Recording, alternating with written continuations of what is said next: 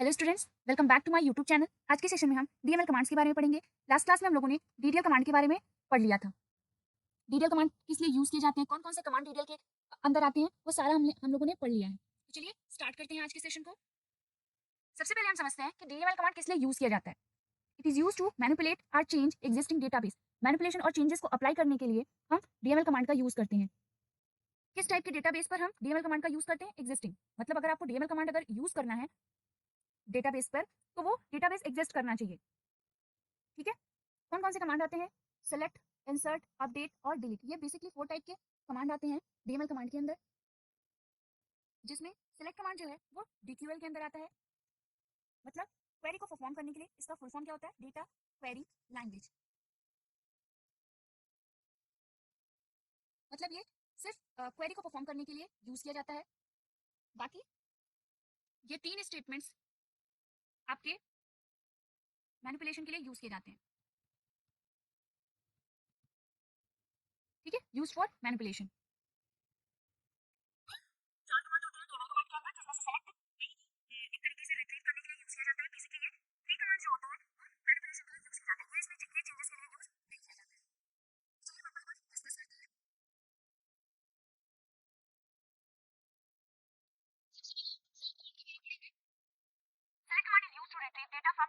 अभी जस्ट मैंने बताया कि जो सेलेक्ट कमांड होता है वो डीक्यूएल के अंदर आता है। ठीक है, वो डीक्यूएल स्टेटमेंट है। ठीक है, और वो क्या करने के लिए यूज किया जाता है? डेटा को रिट्रीव करने के लिए। मतलब पर्टिकुलर आपको कोई कॉलम या फिर आपको पर्टिकुलर कोई रो अगर आपको रिट्रीव करना है, कोई डेटा रिट्रीव करना है एग्जिस्टिंग डेटाबेस से, तो आप सेलेक्ट कमांड का यूज करते हैं। कितने तरीके से हम कर सकते हैं? सबसे पहले, if we want retrieve selected field from table. ठीक है, अगर आपको पर्टिकुलर कोई सिलेक्टेड फील्ड रिट्रीव करना है तो उसके लिए हम क्या करेंगे? उसका सिंटेक्स क्या होगा? Select column 1 column 2 from table name. मतलब आप क्या लिखेंगे? सेलेक्ट, जो भी आपको कॉलम रिट्रीव करना होगा उस कॉलम का नाम लिखेंगे यहाँ पर। ठीक है, फिर फ्रॉम क्लॉज की हेल्प से हम यहाँ पर क्या कर रहे हैं? टेबल को सिलेक्ट कर रहे हैं, कौन से टेबल से हम कौन सा कॉलम रिट्रीव कर रहे हैं। ठीक है, तो मान लीजिए आपके टेबल में 5 कॉलम्स होंगे और उसमें से सिर्फ आप कॉलम 1 और कॉलम 2 रिट्रीव करना चाह रहे हैं, तो सिर्फ 2 कॉलम्स ही क्या होंगे? रिट्रीव होंगे। इसलिए यहाँ पे क्या कहा गया है कि आप क्या करना चाह रहे हो? कोई सिलेक्टेड फील्ड अगर आपको क्या करना है? रिट्रीव करना है, तो आप इस स्टेटमेंट की हेल्प से कर सकते हैं। अब दूसरा क्या है? If you want to retrieve all field from the table. मतलब जितने भी आपके इस टेबल में कॉलम्स हैं, आप उनको सबको क्या करना चाह रहे हो? रिट्रीव करना चाह रहे हो। तब क्या लिखेंगे? सिंपली सेलेक्ट लिखेंगे, स्टार ऑपरेटर यूज करेंगे जिसको हम लोग एस्टेरिस्क भी बोलते हैं, फ्रॉम टेबल नेम। मतलब अगर आपको अपने कॉलम्स में जितने भी आपके कॉलम टेबल में कॉलम्स होंगे, ठीक है, इन सबको अगर आपको रिट्रीव करना है तो आप क्या लिखोगे? सेलेक्ट स्टार फ्रॉम जो भी आपका टेबल होगा। मान लीजिए एम्प्लॉय है, तो हमारे एम्प्लॉय नाम के टेबल में जितने भी कॉलम्स होंगे, जो भी डेटा होगा वो सारा क्या हो जाएगा? डिस्प्ले हो जाएगा। जैसे हमारे पास एक एग्जाम्पल है जिसमें मान लीजिए एम्प्लॉय नाम का टेबल है, जिसमें नेम है, एज है, जेंडर है, रोल नंबर है, मार्क्स है। ये बेसिक फील्ड दिए गए हैं। ये क्या है? वैल्यूज दिए गई हैं। अब यहाँ पर हमने एक क्वेरी चलाई है जिसमें क्या लिखा है? हमने select name age from student. ठीक है, हम क्या चाह रहे हैं? सिर्फ नाम और एज डिस्प्ले कराना चाह रहे हैं, तो क्या लिखेंगे? Select name age from student. Sorry, यहाँ पर ये एम्प्लॉय नहीं, स्टूडेंट नाम का टेबल है। ठीक है, ये स्टूडेंट नाम का टेबल है। ठीक है, नेम और एज वाला कॉलम क्या होगा? डिस्प्ले होगा। सेम अगर हम यहाँ पर लिखते select star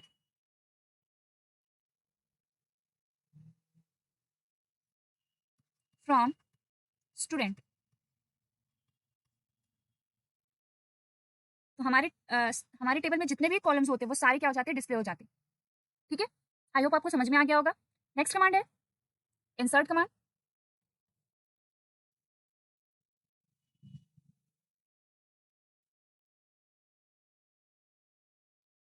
insert command is use to insert new records or data in a table. अगर आपको अपने टेबल में कोई नया रिकॉर्ड या वैल्यू ऐड कराना है, ठीक है, तो हम वो इंसर्ट कमांड की हेल्प से कर सकते हैं। इसमें भी कई तरीके से कर सकते हैं।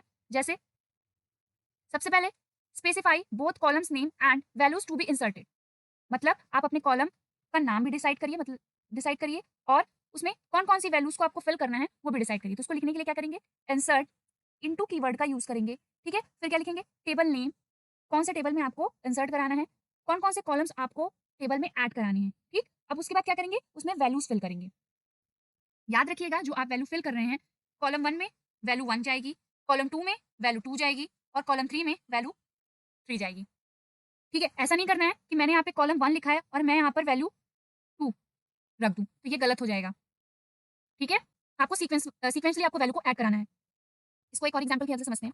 सपोज करिए हमें इंसर्ट कराना है, इंसर्ट इनटू टेबल, सॉरी,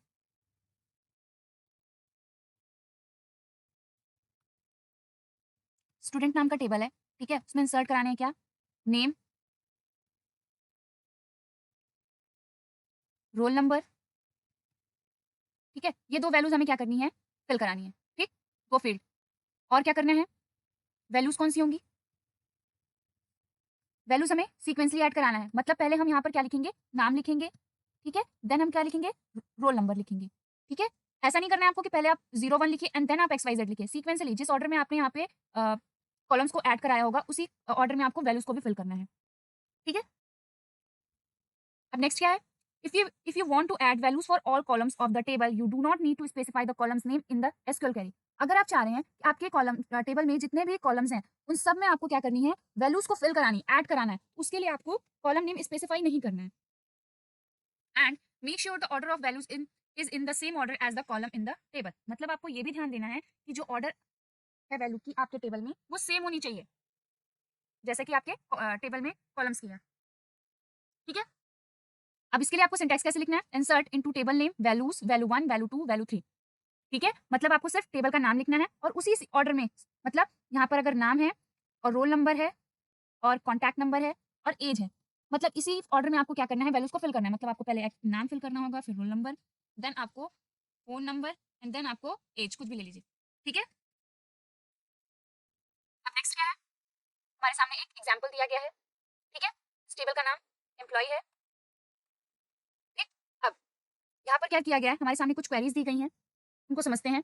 लिखा क्या है, insert into employee, employee ID, first name, last name, user ID and salary.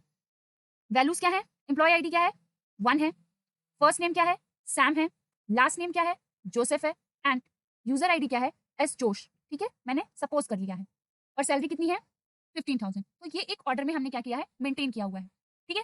Second second query क्या है, इंसर्ट इनटू एम्प्लॉय वैल्यूज, ठीक है, टू निशांत, ठीक है, मिश्रा, फिर यूजर आईडी क्या है, निस मिश्रा एंड यहाँ पर जो आपकी सैलरी होगी वो कितनी होगी, 20,000, ठीक है। अब दूसरा क्या है, देखिए, insert into employee values 3 Mary, Davis, Maddy and 14,000, मतलब कहने का है कि आपको जितनी बार वैल्यू को ऐड कराना है उतनी बार आप क्या करेंगे, यहाँ पर लिखना चाहे तो आप लिख सकते हैं। और एक तरीका है कि आप column name specify, sorry, table name specify करिए और उसमें जितने भी आपके फील्ड्स हैं उनमें सारी वैल्यू फिल करते जाइए, ठीक है।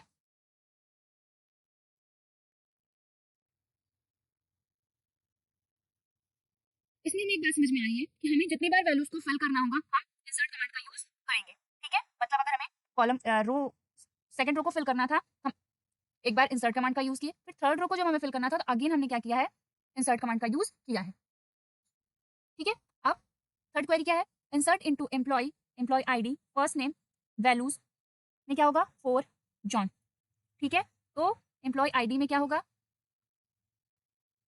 4 एंड फर्स्ट नेम में क्या होगा, जॉन। बाकी ये अभी हमने नहीं सोचा है कुछ, ठीक है। तो हमारे सामने ये 2 कॉलम्स में वैल्यू फिल होकर आएंगी, क्यों, क्योंकि हमने सिर्फ एम्प्लॉय आईडी और फर्स्ट नेम को ही यहाँ पर फिल किया है, मतलब यूज किया है जिसमें हमें वैल्यूज को फिल करना है। आई होप आपको समझ में आ गया होगा इन 3 क्वेरीज, ये 3 क्वेरीज। नेक्स्ट कमांड है update command. Update command is use to modify the existing record or data in a table. अगर आपको अपने टेबल में कोई भी रिकॉर्ड या डेटा को अपडेट करना है, ठीक है, तो उसके लिए हम अपडेट कमांड का यूज करते हैं, मतलब चेंज करना है, कोई वैल्यू हो गई जो पुरानी है, आपको नई वैल्यू ऐड करानी, जैसे फोन नंबर वगैरह हो गए होते हैं, तो वो क्या हो जाते हैं कि वर्किंग में नहीं है तो हमें चेंज करने पड़ते हैं, अपडेट करने पड़ते हैं, या फिर हो सकता है बाई मिस्टेक हमने किसी का नाम गलत लिख दिया हो, ठीक है, तो उसके लिए हम क्या करते हैं, उसको पुराना वाला जो है कि नया वाला पुराने वाले से एक्सचेंज कर देते हैं। तो उसके लिए सिंटैक्स क्या होगा, update table name set column 1 is equal to value 2, sorry value 1 and column 2 is equal to value 2, ठीक है। और जहां पर हमने यहाँ पर ये वेयर क्लॉज की हेल्प से कंडीशन दिया हुआ है, इसको हम पहले टेबल की हेल्प से समझते हैं, ठीक है। हमारे सामने यहाँ पर एक टेबल दिया गया है, ठीक है, अगेन वही एम्प्लॉय नाम का, यहाँ पर एम्प्लॉय आईडी है, फर्स्ट नेम है, लास्ट नेम है, यूजर आईडी है और सैलरी, पुरानी वाली टेबल है। ठीक है, जहां पर क्या दिया गया, update employee set first name is equal to Harry, ठीक है, user ID is equal to Harvis, where employee ID is equal to 3। क्या करना है, सेट करना है, ठीक है, first name is equal to Harry, user ID is equal to Harvis, where employee ID is equal to 3। पुरानी table क्या थी हमारे पास, मैरी की, ठीक है, जहां पर कॉलम 3 में सॉरी रो 3 में फर्स्ट नेम में क्या था, मैरी था, और यूजर आईडी में क्या था, मैडी था, ठीक है। लेकिन अब मैंने क्या किया है, इसको यहाँ पर अपडेट कर दिया, क्या रखा है, फर्स्ट नेम में हैरी हो और यूजर आईडी जो हो वो हैरीविस हो, लास्ट नेम में चेंज नहीं होना चाहिए, सिर्फ हमने यहाँ पे फर्स्ट नेम और यूजर आईडी रखी है, ठीक है। अब ये हमें कैसे पता चलेगा कि हमें थर्ड रो में ही चेंज करना है, उसके लिए यहाँ पर क्या किया हमने, यहाँ पर वेयर कंडीशन की हेल्प, वेयर क्लॉज की हेल्प से हमने यहाँ पर कंडीशन रखा है, क्या रखा है कि ये जो दो चेंजेस हो रहे हैं ये वहीं पर अप्लाई हो जहां पर employee ID is equal to 3 है। एक बार फिर से समझते हैं, हमारे पास पुरानी वाली जो एम्प्लॉय नाम की टेबल थी, हमें एक क्वेरी दिखी जिसमें लिखा क्या है, अपडेट एम्प्लॉय सेट करना है, first name is equal to Harry and user ID is equal to Harvis, ठीक है, जहां पर हमें फर्स्ट नेम और यूजर आईडी में चेंज करना है। अब कौन से रो में हमें चेंजेस करने हैं, हमें एम्प्लॉय आईडी जहां पर 3 है उस रो का फर्स्ट नेम हैरी से रिप्लेस करना है और यूजर आईडी हैरविस से रिप्लेस करना है, ठीक है। तो फर्स्ट नेम जहां मैरी था वहां पे हैरी हो जाएगा, और जहां पर यूजर आईडी मैरविस था वहां पर क्या हो जाएगा, सॉरी मैडी था वहां पर हैरविस हो जाएगा, ठीक है।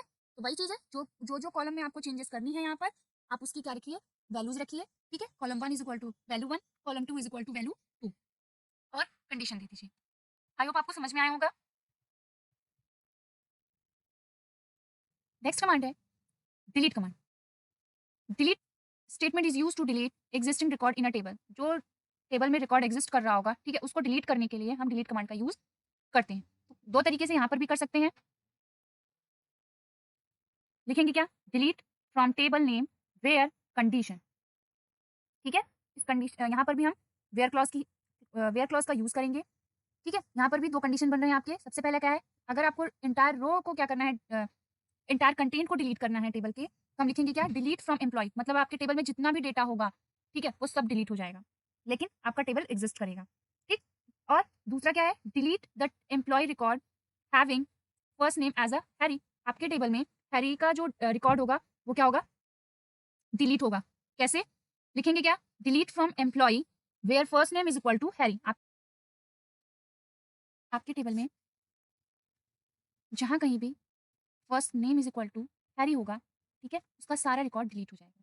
तो डिलीशन भी हम दो तरीके से परफॉर्म कर सकते हैं, अगर आपको एंटायर कंटेंट डिलीट करना है तो सिंपली आप लिखेंगे डिलीट फ्रॉम एम्प्लॉय, ठीक है। अगर आपको किसी स्पेसिफिक फील्ड को डिलीट करना है आप सिंपली उसको यहाँ पर वेयर क्लॉज की हेल्प से मेंशन करेंगे। तो ये था बेसिक इंट्रोडक्शन डीएमएल कमांड के बारे में, आई होप आपको समझ में आया होगा। आज की सेशन में बस इतना ही, मिलते हैं नेक्स्ट क्लास में, थैंक यू।